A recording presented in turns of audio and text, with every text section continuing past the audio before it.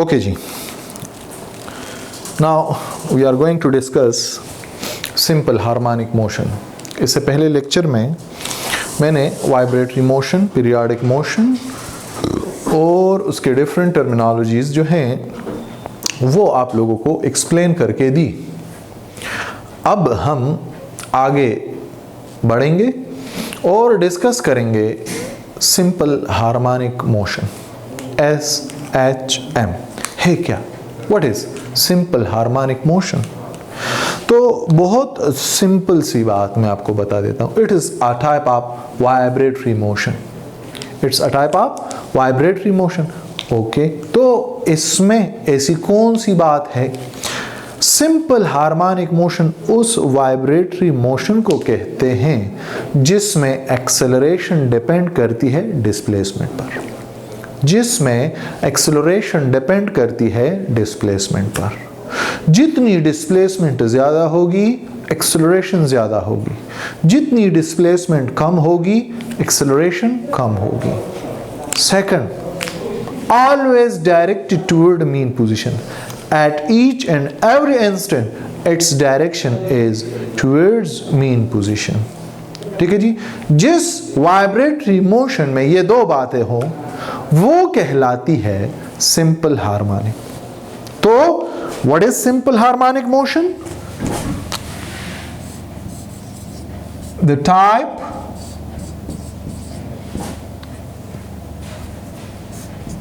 of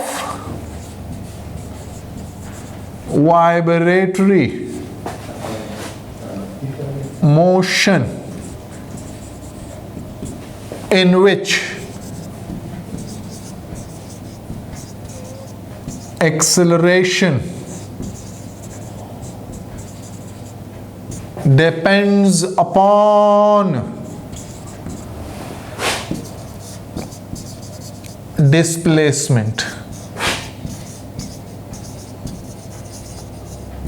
and always directed towards mean position is known as simple harmonic motion. यानी वो vibratory motion जिसमें acceleration displacement पे depend करती है और at each and every instant mean position की तरफ होगी, उसको कहेंगे सिंपल हार्मोनिक। ठीक है जी। Body is known as SHO। वो ताने वाला SHO नहीं है, SHO सिंपल हार्मोनिक ऑसिलेटर। जो body simple harmonic motion perform करती है उसको कहते हैं सिंपल हार्मोनिक ऑसिलेटर। मोशन को कहते हैं सिंपल हार्मोनिक मोशन। अब हर सिंपल हार्मोनिक मोशन में एक्सेलरेशन जो है ये डिपेंड करती है डिस्प्लेसमेंट पर। Magnitude of acceleration depends upon what? Depends upon acceleration. Depends upon acceleration. Displacement increase होगी, the corresponding acceleration will also increases. Displacement decrease होगी, the corresponding acceleration will also decreases. Second, always directed towards mean position. A unit vector is equal to minus x unit vector. Unit vector use होता है direction के लिए, मतलब acceleration और displacement का direction होता है अपोजिट। डिस्प्लेसमेंट मीन पोजीशन से अवे और एक्सेलरेशन होगी टूवर्ड, तो इसको कहते हैं सिंपल हार्मोनिक। इन दोनों को कंबाइन करें तो आपके पास आएगा directly proportional to minus x. अब यहां पर अगर आप प्रोपोर्शनलिटी को हटाएं तो आता है कांस्टेंट।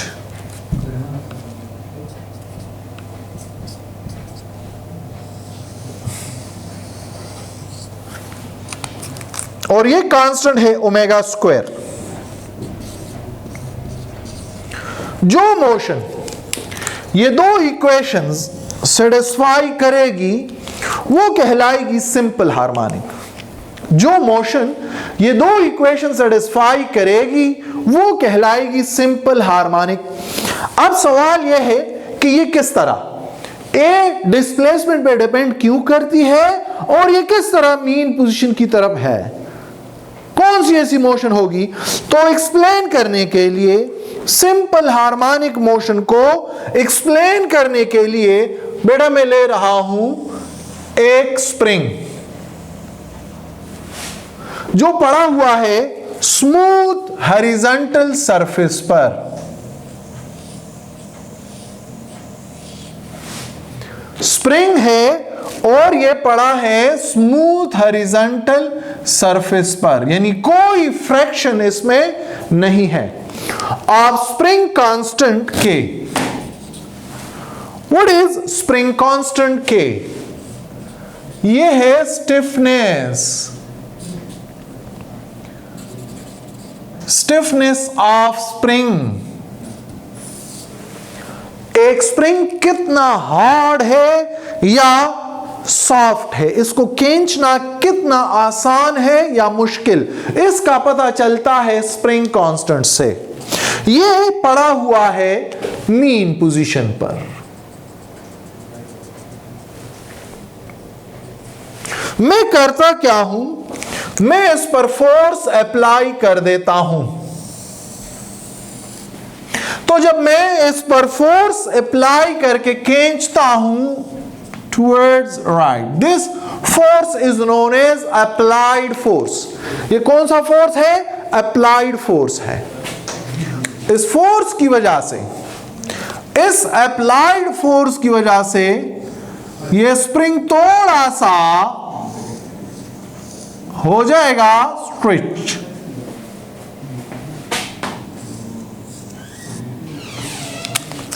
ठीक है जी, स्ट्रेच हो गया है, मास डिस्प्लेस हो गया है to a new position.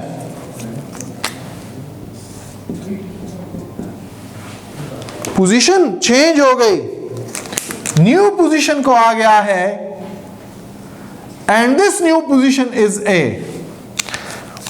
while the displacement is x।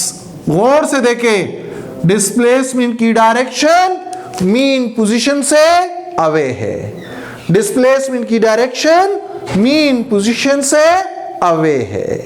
एक बात कि डिस्प्लेसमेंट होता है अवे। अब यहां पर इस एक्सट्रीम पोजीशन पर अगर मैं ये फोर्स ना हटाऊं तो ये अपनी जगह पर रहेगा, लेकिन जो ही मैं इस फोर्स को हटा देता हूं, व्हाट विल हैपन? यहां पर ये बॉडी मीन पोजीशन की तरफ दौड़ते हुए आएगी। किस फोर्स की वजह से? किस फोर्स की वजह से? रेस्टोरिंग फोर्स की वजह से।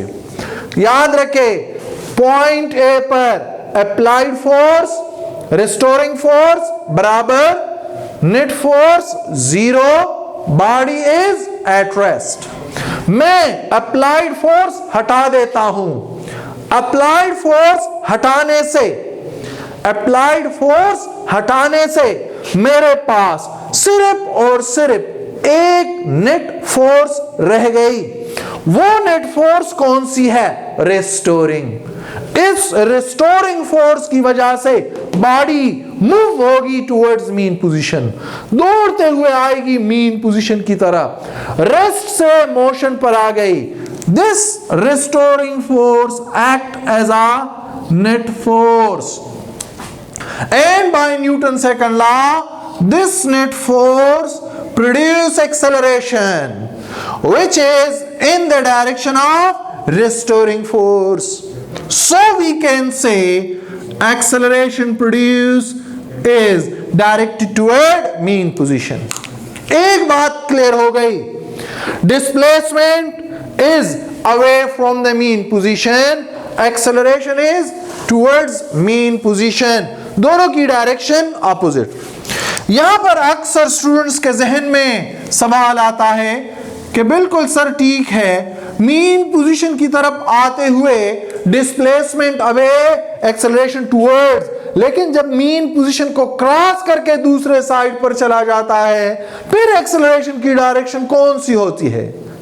तो यहां पर बेहद आसान सी बात, बहुत आसान सी बात, वो क्या, जब ये मीन पोजीशन को इनर्शिया की वजह से क्रॉस करके दूसरे साइड पर चला जाए तो फिर ये क्या होता है, स्लो डाउन होता है। और जब एक बॉडी स्लो डाउन हो रही हो तो इसमें कौन सी एक्सेलरेशन होती है, उसमें नेगेटिव एक्सेलरेशन होती है। और नेगेटिव एक्सेलरेशन की डायरेक्शन वेलोसिटी के क्या होती है, अपोजिट। तो देखें ये बॉडी मूव होगी away from the mean position but still acceleration will be towards। तो आपके पास चाहे बॉडी मूव हो रही हो towards or away, in both cases acceleration will be towards mean position। ये सिंपल हार्मोनिक मोशन की बात हो गई। अब देखिए बेटा, how much is the restoring force, ये हम किस तरह फाइंड करेंगे कि रिस्टोरिंग फोर्स कितना है। बाय हुक्स लॉ, आप लोगों ने पढ़ा होगा Hooke's law, force applied directly proportional to displacement, and if we want to remove the proportionality we will put a constant and that constant is known as spring constant equal to F by X, force per meter extension, its unit is Newton per meter। ये आपके पास applied force है, ये आपके पास applied force है, but we need restoring by newton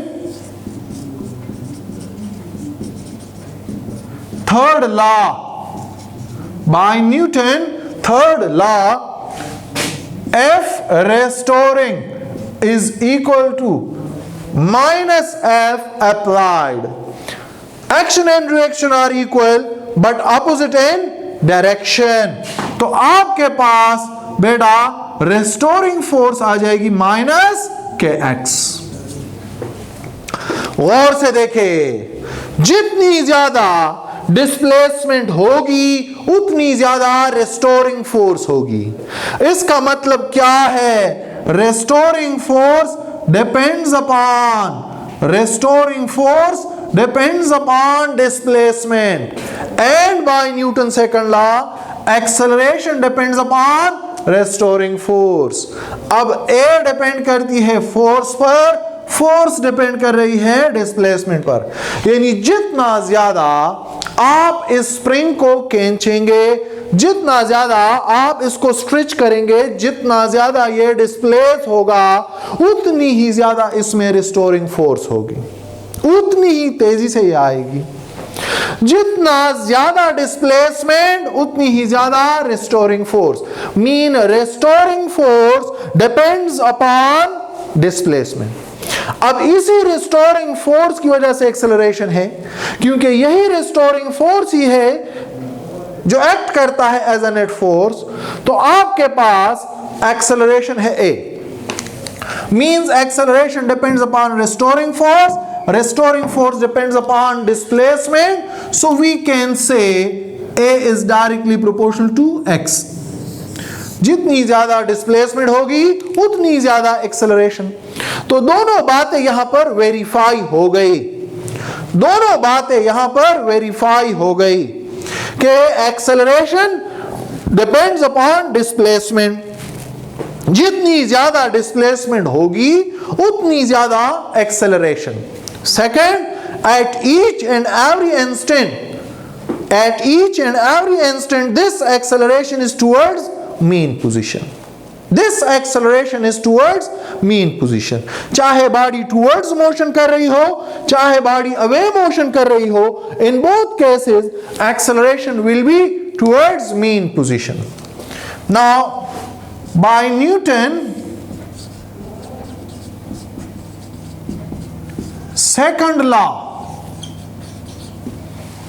by Newton second's law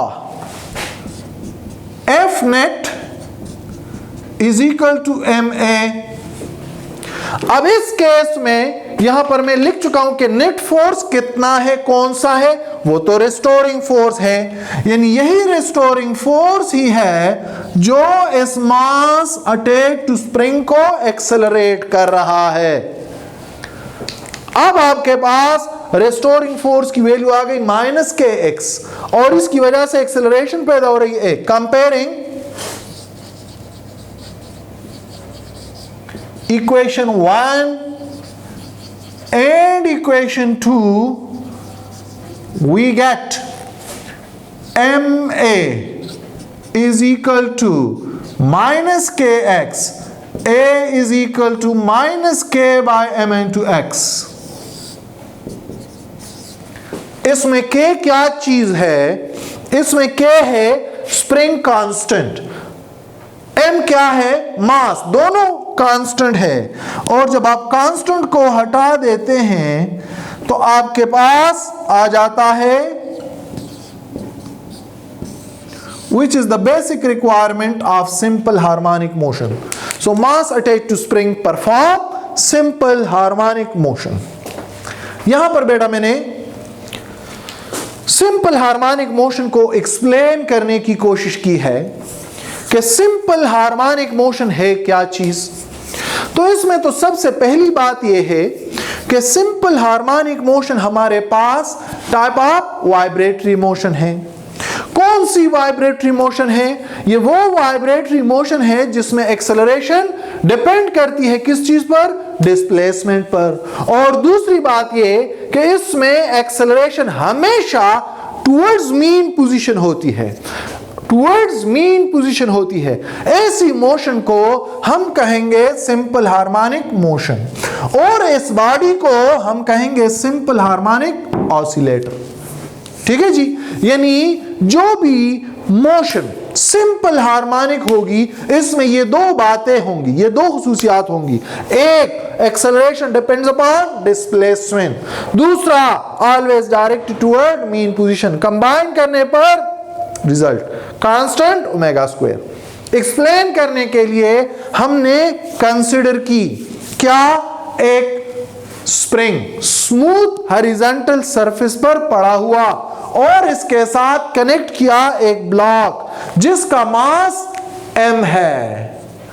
ठीक है जी, स्मूथ हॉरिजॉन्टल सरफेस पर पड़ा है, मैंने इस पर फोर्स अप्लाई की F, इस फोर्स की वजह से ये डिस्प्लेस हो गई to a new position A। कितनी डिस्प्लेसमेंट है? x। कौन सी डायरेक्शन है? Away.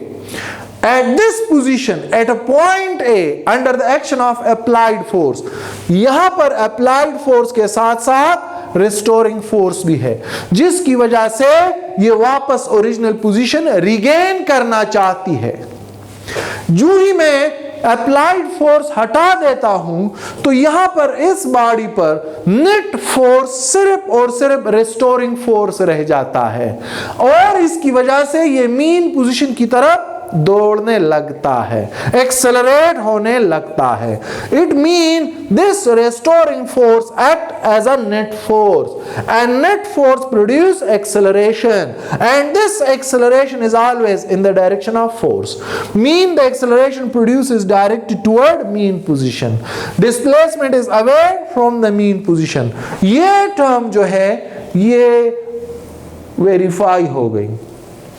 At each and every point acceleration is towards mean position। अब दूसरे पॉइंट की तरफ देखिए बेटा, जितना मैं इसको खींचता हूं तो डिस्प्लेसमेंट ज्यादा होगी। अब कितना फोर्स मैंने अप्लाई किया? F is directly proportional to x, F equal to kx। We want to find out the restoring force। तो restoring force Newton third law से हम इजीली फाइंड कर सकते हैं कि जब ये रेस्ट में हो इसका मतलब है अप्लाइड फोर्स रिस्टोरिंग फोर्स बराबर, तो F restoring is equal to minus F applied, F restoring is equal to minus kx। इसका मतलब यह है कि रिस्टोरिंग फोर्स किस चीज पे डिपेंड कर रही है? डिस्प्लेसमेंट पर। अगर मैं इसको थोड़ा सा खींच लेता हूं, मामूली सा डिस्प्लेस कर देता हूं, तो रिस्टोरिंग फोर्स कम होगी। लेकिन अगर मैं इसको ज्यादा डिस्प्लेस कर देता हूं, डिस्प्लेसमेंट ज्यादा हो जाए, तो रिस्टोरिंग फोर्स ज्यादा हो जाएगी, ज्यादा फोर्स अप्लाई करेगी अपनी पोजीशन रिगेन करने के लिए। Mean the restoring force depends upon displacement. अब दूसरी जगह पर रिस्टोरिंग फोर्स तो क्या है, नेट फोर्स है, और ये तो एक्सेलरेशन प्रोड्यूस कर रहा है।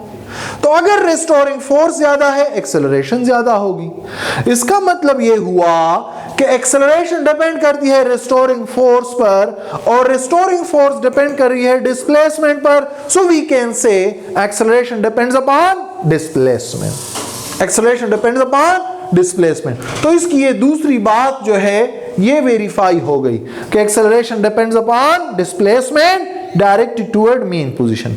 तो जो भी मोशन ये दो बातें सेटिस्फाई करेगी, ये दो इक्वेशन सेटिस्फाई करेगी, वो क्या होगी, सिंपल हार्मोनिक। ठीक है जी। तो मास अटैच्ड टू स्प्रिंग जो है ये परफॉर्म कर रही है सिंपल हार्मोनिक मोशन। अब देखें इसकी वजह से एक्सेलरेशन पैदा हो गई। So by Newton second law F net is equal to ma, this net force is basically restoring force, so restoring force is equal to ma। इन दोनों को कंपेयर करें, we get the final result which shows that mass attached to spring perform simple harmonic motion।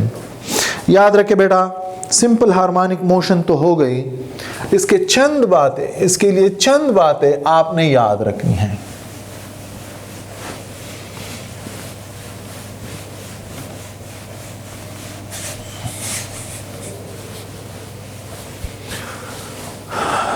Simple harmonic motion के लिए चंद points आपने याद रखनी है, और वो चंद पॉइंट्स क्या है। पहली बात, simple harmonic motion is always along a straight line. First,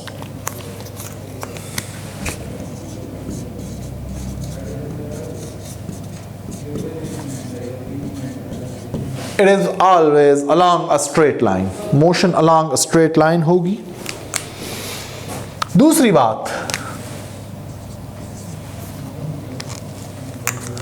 acceleration depends upon displacement। तीसरी बात,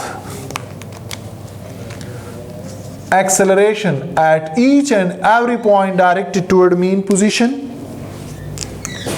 Fourth, mean position, extreme position।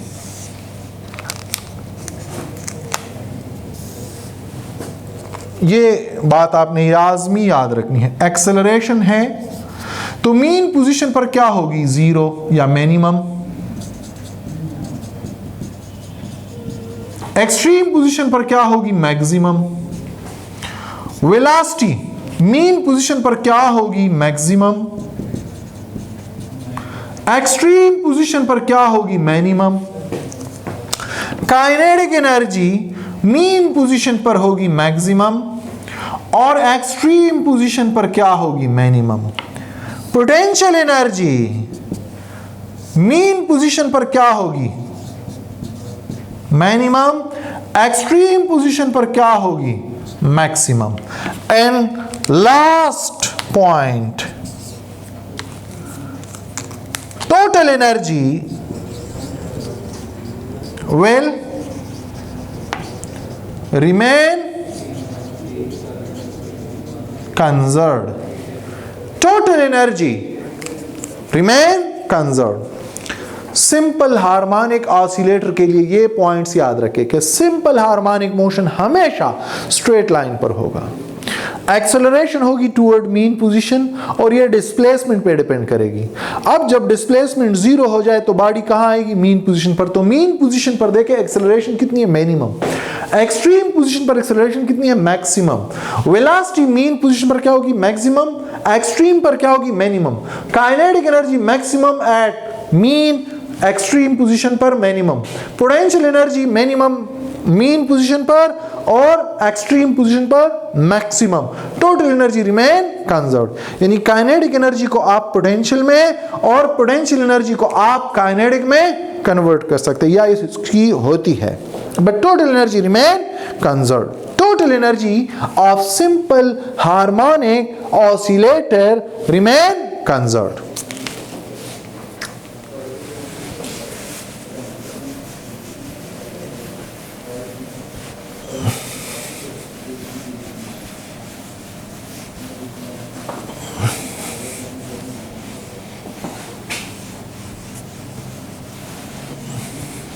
अब आते हैं टाइम पीरियड और फ्रीक्वेंसी की तरफ।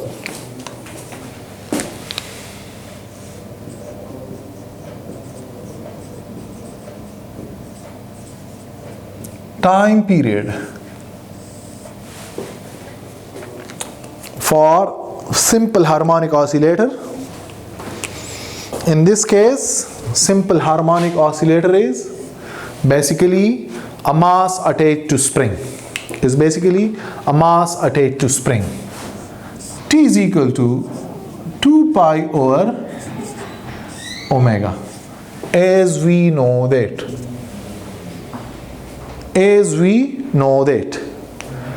T is equal to 2 pi over omega.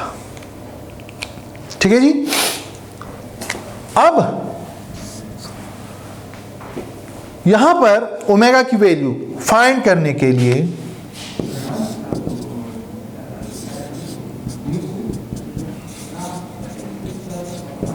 minus omega square x, as we know that standard equation is this: for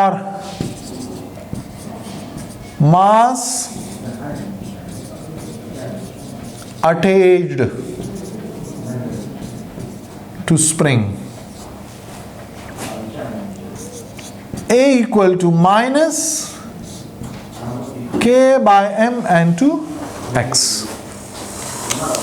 A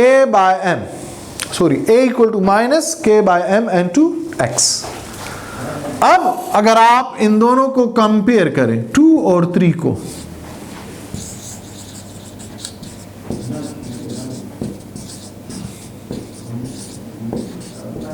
we get minus omega square x minus K by M into x। ये negative इस negative के साथ और ये x इस x के साथ, तो ओमेगा स्क्वायर की वैल्यू आ जाएगी K by M और ओमेगा की वैल्यू आ जाएगी K by M under root। Now put this value in 1 यहां पर, तो आपके पास टाइम पीरियड आ जाएगी 2 पाई K by M under root और 2 पाई M by K under root। यानी जितना मास ज्यादा होगा, by increasing mass the time period will also increases, the time period will also increases। ठीक है जी। तो हेवियर ऑब्जेक्ट के लिए टाइम पीरियड ज्यादा होगा और लाइटर ऑब्जेक्ट के लिए टाइम पीरियड क्या होगा, कम। Frequency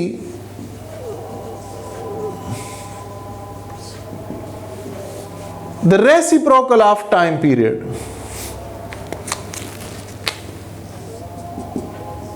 1 over 2 pi M by K under root 1 over 2 pi K by M under root, inversely related to mass। Time period और फ्रीक्वेंसी दोनों डिराइव हो गए हैं, ये अक्सर हम इस पर यूज करते हैं, इस पर एमसीक्यूज और मजीद डिस्कशन इंशाल्लाह होगी नेक्स्ट लेक्चर में। इस पर मजीद डिस्कशन सिंपल हार्मोनिक मोशन पर होगी, वो नेक्स्ट लेक्चर इंशाल्लाह।